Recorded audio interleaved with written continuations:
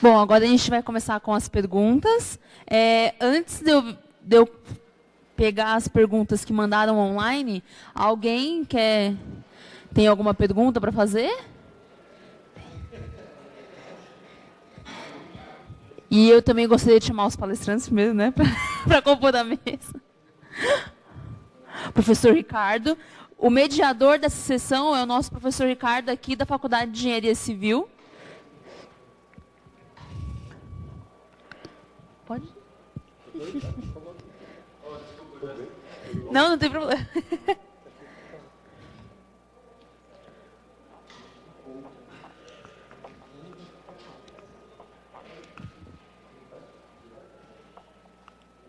Bom, então, temos nossa primeira pergunta. Boa tarde. Paulo, na sua introdução você falou que é um cidadão, né, que recicla também em casa, né? E aí vai uma das perguntas. Essas membranas, esses materiais poliméricos usados na sua empresa, eles também podem vir de algum material que tenha ainda uma vida útil reutilizada? Um material descartável, como embalagens, no caso, talvez PAD, né, de frascos de óleo ou coisa assim do tipo. E a segunda pergunta é, a barragem de Germano teria seu produto, não teria acontecido o vazamento, coisa do tipo? A barragem de Germano, eu estou falando de Mariana. Tá. Então vamos lá. A primeira, hoje é uma busca muito grande, uma pergunta muito interessante, porque assim, todo mundo está se preparando para a utilização de recicláveis e tudo mais. Então, por exemplo, os geotêxteis hoje, eles são feitos de poliéster dentro do mercado brasileiro. Na totalidade, reciclado. Por quê? Porque ele vem de garrafa PET. Então, a garrafa PET ela é uma utilização nobre do poliéster, você consegue transformar ele num geotêxtil, que não é nobre, mas não é tão nobre quanto uma garrafa, e você consegue ter características muito boas. O PAD, para a geomembrana, ele tem que ser virgem, por causa da questão, né, de você ter a estanqueidade, de ter característica mecânica boa. Porém, o PAD da geomembrana, ele é reciclado dentro da própria produção. Então, você tem por norma na GM13 que você pode utilizar uma parcela do seu próprio material reciclado. Então, vamos supor que você criou uma bobina lá, ela teve algum dano, você pica esse material e volta ele para a sua mistura e você consegue utilizar. O PAD, por exemplo, da geomembrana, que é reciclado para outra finalidade, você consegue fazer o dreno testemunho, que é a georrede. Então, ele volta a ser aplicado. Contar uma história interessante, a gente tinha um problema com o MacDrain. Ele é feito de poliéster e o núcleo dele, às vezes, é de polipropileno. E aí tinha dificuldade do material ser colado. O geotêxtil em si é difícil de você reciclar. Ele é um paninho, né? Então, o processo é complicado. Aí a gente conheceu uma pessoa que ele criou uma extrusora que parece uma máquina de picar gigante. Então, ele pega o nosso rolo lá, o MacDrain, ele coloca ali, pica ele, aí ele tem uma espiral, né, que chega numa temperatura bem alta e no final ele gera um polímero que é uma mescla do nosso próprio material. Então, a gente falou que é uma minhoca, né, que a minhoca come terra e defeca a terra, é a máquina do cara. Você coloca o produto aqui e ele sai um polímero novo ali no final. Além disso, você tem, por exemplo, a Braskem hoje, que está desenvolvendo o PAD verde, que é a partir do resíduo da cana. Então, você tem uma corrida muito grande por usar materiais reciclados, materiais verdes, pela questão do custo também e pela questão que não tem mais, uma hora vai acabar. Por exemplo, a professora Miriam, aqui da Unicamp, uma vez ela fez a pergunta, ela falou, e quando acabar o petróleo, vocês vão ver do quê? Aí veio o pré-sal, eu falei, depois eu penso nisso aí, né? Então, estamos tranquilo. Mas tem que discutir isso aí também. Agora, a Mariana, é engraçado porque, assim, um pouco depois eu fui para Belo Horizonte, a gente discutiu muito, assim, não tinha nada nosso lá, né? Era uma barragem de terra e não tinha, mas depois que aconteceu, todo mundo quis ajudar, todo mundo está lá. Então, a Macafé trabalhou muito com o pessoal de lá para tentar várias soluções, por exemplo, criar barreiras para ver se chegava, antes do negócio chegar no oceano. Mas eu lembro que na época, assim, por exemplo, a gente estava comentando, e é uma visão minha, que é uma visão triste, assim, ó. A gente falou assim, ó, chegaram à conclusão que em uma semana o resíduo ia chegar no oceano. Vamos pensar numa solução para a gente fazer e não chegar no oceano. Eu falei, pô, cara, no Brasil, você acha que em uma semana a gente vai conseguir bolar um negócio, discutir, produzir, mandar para o lugar para instalar, para não chegar? Filho, esquece, vamos pensar como é que vai ser depois do oceano. E aí foi o que a gente fez, foi trabalhar. Porque não adianta você querer achar que amanhã você vai mandar um negócio e vai resolver. E aí, uma história minha, assim, que foi bem legal. Eu fui fazer uma palestra na PUC do Rio e tem o professor Alberto Saião lá. É um amigo nosso, assim, um cara muito gente boa. E, pô, o cara rasgou elogios, assim, na apresentação. Falou, pô, Paulo, parabéns. E me elogiou para o presidente da Macaferri aqui, né? E eu fiquei feliz, né? Pô, o professor elogiar você para o presidente da empresa. E aí, no outro dia, o cara estava no Fantástico, falando de Mariana. Eu, pô, o cara que me elogiou aí, que legal, não sei o que e tal. Fiquei felizão, assim, do Saião estar comentando isso. Um cara que eu gosto muito. E depois do acidente, a gente trabalhou muita coisa. Mas antes, assim... Não vou falar que não tem obra nossa que dá problema. Tem, mas lá, pelo menos, não tinha. Alguma outra pergunta?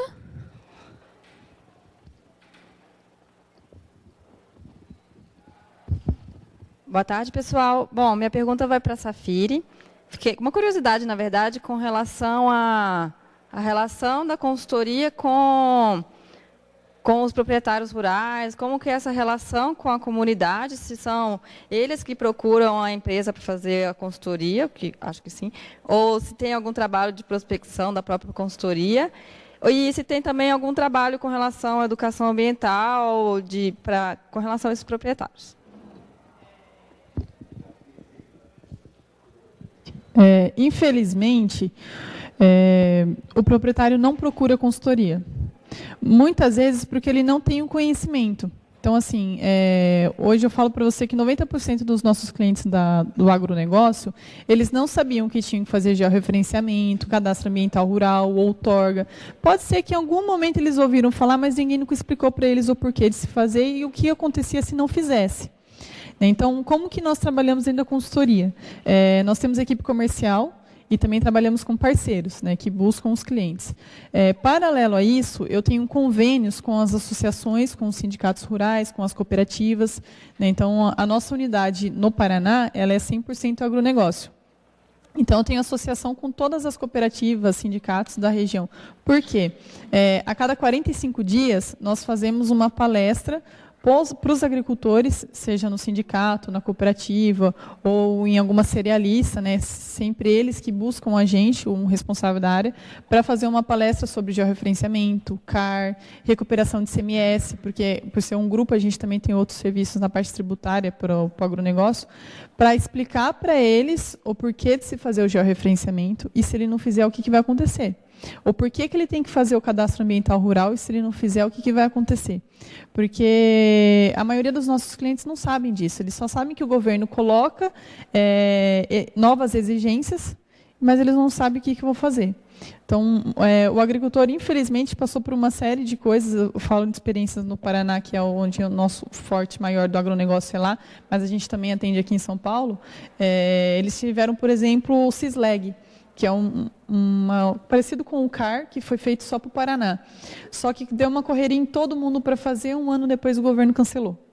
Então, assim, eles fizeram e quem fez teve o prejuízo. Né? Então, infelizmente, o agricultor ele é muito desconfiado. Então, ele não vai vir procurar a gente nunca. Né? A não ser que, numa situação que ele vai vender a propriedade dele e chegou no cartório, o cartório vai exigir o georreferenciamento e aí ele vai buscar de alguém para resolver. Mas já aconteceu situações que nós pegamos na consultoria de eu pegar a matrícula na mão e a matrícula está com todo o processo de georreferenciamento averbado em matrícula, mas não existia georreferenciamento no INCRA. Então, aí eu me pergunto, como é que existiu isso? Como é que o cartório averbou? Né? Então, infelizmente, o agricultor... Mágica. Infelizmente, o agricultor ele cai muito no conto do vigário. Né? Passam consultorias que não são sérias. Né? Nós temos situações de clientes com outorga que ele falou assim, mas eu já paguei para fazer a minha outorga. Né? Eu paguei X para o cara veio e disse que está fazendo. Aí a gente entra em contato com o DAE para perguntar se tem algum processo naquele CPF, tal. Não tem nada.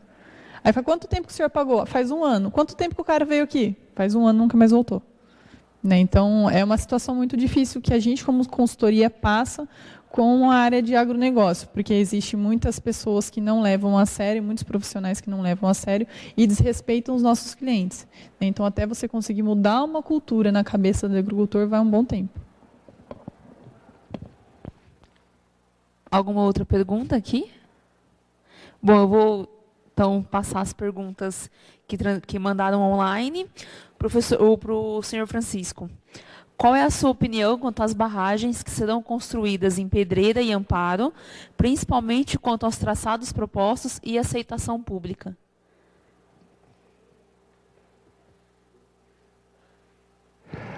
Essas barragens, elas, para saber, né, nós temos o nosso rio Piracicaba formado pelo rio Jaguari, juntando-se as águas com Atibaia. E o rio Jaguari tem um afluente importantíssimo. A foz dele é aqui, pertinho, na cidade de Jaguariúna, que é o Camanducaia. O consórcio PCJ foi criado em 1989. Aqui, nessa universidade, em 1992, nós já lançamos a construção desses 2 reservatórios. Ou seja, o sistema Cantareira, poucas pessoas sabem, que são aqueles 3 grandes reservatórios da nossa bacia, e mais um no Alto CT, eles não foram construídos para abastecer São Paulo. Eles foram construídos para abastecer temporariamente São Paulo. A ideia era que quando o sistema Cantareira entrasse em operação, em 1983, nós iniciaríamos a construção de 7 grandes reservatórios no Vale do Ribeira, em São Paulo. Queriam gerar até 100 metros cúbicos por segundo, abastecendo a cidade de São Paulo até o ano 2080. Só que o que aconteceu? A ditadura militar deixou um presente maravilhoso para os brasileiros. Em 1982, eles decretaram a moratória.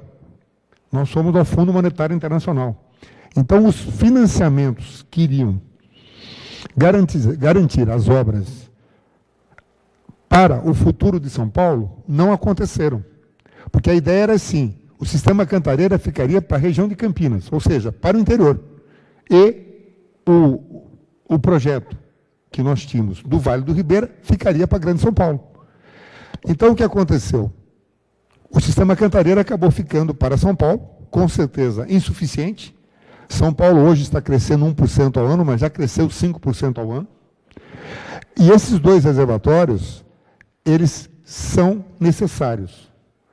Se nós teremos que fazer um cuidado especial com os tratamentos de esgotos que existem hoje, que ainda não são adequados, com alguns lançamentos de produtos que não são adequados, que poderão provocar eutrofização no reservatório, sim, teremos que fazer. Mas esses 2 reservatórios que já foram aprovados no CONSEMA, questão de um mês, já foram aprovados no CONSEMA. A Agência Nacional de Água apenas fez um pequeno indeferimento quanto a quem vai assumir essas questões ambientais para evitar problemas futuros, mas esses reservatórios irão propiciar até uma reservação de 7 metros cúbicos por segundo. Se nós atrelarmos o manejo com as águas do sistema Cantareira, nós podemos regularizar aqui para a macro-região de Campinas até 18 metros cúbicos por segundo. A cidade de Campinas consome um pouco mais de 4 metros cúbicos por segundo. Então, esses 2 reservatórios irão garantir o futuro do 3º parque industrial do Brasil, que é a bacia do PCJ, onde nós estamos. Então, eu diria o seguinte, seguindo o que a Safiri falou, ela mencionou o sistema de informações, né, na palestra dela. Eu discordo dela do sistema de informações. O que nós estamos fazendo aqui, graças à organização de vocês, é a aplicação do sistema de informações. Nós estamos trazendo pessoas com informação diversificada, num nível mais profissional, num nível de consultoria, num nível de associação de usuários, que é o meu caso, né? E, então, o sistema de informações, ele é que vai fazer com que o que é um conflito hoje vai se transformar numa solução amanhã. No dia 12 de outubro de 2013, o também professor dela, Alexandre Vilela, eu e mais um colega, estivemos em Amparo, Sindicato Rural de Amparo, mais de 100 pessoas, apavorados porque seriam inundados, porque teriam suas propriedades invadidas, que teriam. O governo do Estado foi convidado, mandou um ofício, compromissos assumidos anteriormente, DAE, mesma coisa, nós fomos lá. O que eu senti? Escolinha do professor Raimundo. Começamos a contar o que é um cálculo hidrológico, o que é uma desapropriação. Acalmamos as pessoas, porque o DAE construiu inúmeros reservatórios nos últimos anos, de pequeno porte, mas no entorno da Grande São Paulo, indenizou todos os proprietários com valor real. Essas obras não causam nenhum problema, ao contrário, além de garantir a suficiência hídrica, também geram turismo e outras fontes de renda para a própria comunidade. Ao final da palestra, tinha inclusive a empresa IP, que é uma empresa muito forte na área de produtos, né, de limpeza e tudo mais. Tinha umas 15 pessoas, onde 11 eram advogados. Quando acabou a reunião, o resultado foi que a IP se associou à nossa entidade. Tá? Esse foi o resultado. Todos os proprietários rurais saíram satisfeitos, porque eles saíram informados. Agora, tem umas ONGs aí, terroristas, que pegam logo o pior. Eu prefiro o contrário. Aponte onde existem as falhas no projeto, onde existem os riscos do projeto, e juntos, usando consultorias, usando tecnologias, nós vamos, na linha do pense antes que aconteça, evitar que esse reservatório seja algo impactante. E, ao contrário, que ele seja algo que traga ecoturismo, turismo rural, abastecimento, industrialização, emprego, tudo isso dentro do ecodesenvolvimento. E é possível ser feito. Então, eu sou amplamente favorável a esses 2 reservatórios. Posso dizer que sou eu que estou garantindo que os 2 estão para sair.